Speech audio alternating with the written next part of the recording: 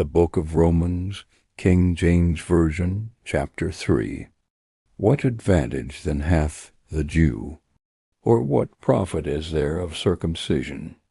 Much every way, chiefly, because that unto them were committed the oracles of God. For what if some did not believe? Shall their unbelief make the faith of God without effect? God forbid. Yea, let God be true, but every man a liar.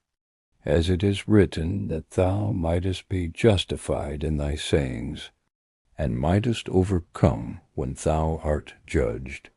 But if our unrighteousness commend the righteousness of God, what shall we say? Is God unrighteous who taketh vengeance? I speak as a man. God forbid. For then how shall God judge the world? For if the truth of God hath more abounded through my lie unto his glory, why yet am I also judged as a sinner, and not rather as we be slanderously reported? And as some affirm that we say, Let us do evil, that good may come, whose damnation is just. What then? Are we better than they? No, in no wise. For we have before proved, both Jews and Gentiles, that they are all under sin.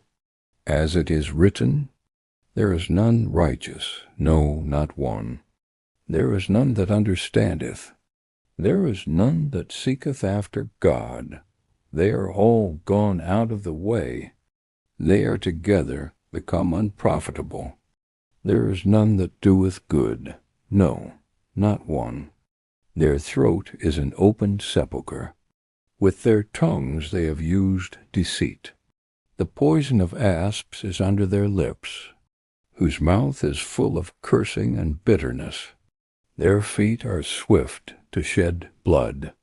Destruction and misery are in their ways, and the way of peace have they not known. There is no fear of God before their eyes. Now we know that what things soever the law saith, it saith to them who are under the law, that every mouth may be stopped, and all the world may become guilty before God.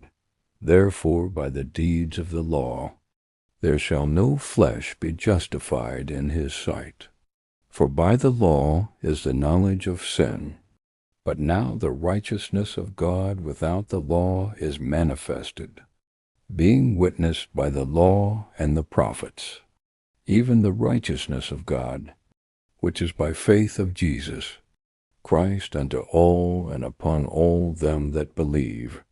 For there is no difference, for all have sinned, and come short of the glory of God, being justified freely by his grace through the redemption that is in Christ Jesus, whom God hath set forth to be a propitiation through faith in his blood, to declare his righteousness for the remission of sins that are past, through the forbearance of God, to declare, I say, at this time his righteousness, that he might be just, and the justifier of him which believeth in Jesus.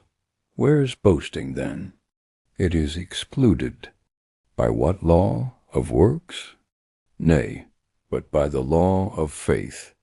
Therefore we conclude that a man is justified by faith without the deeds of the law.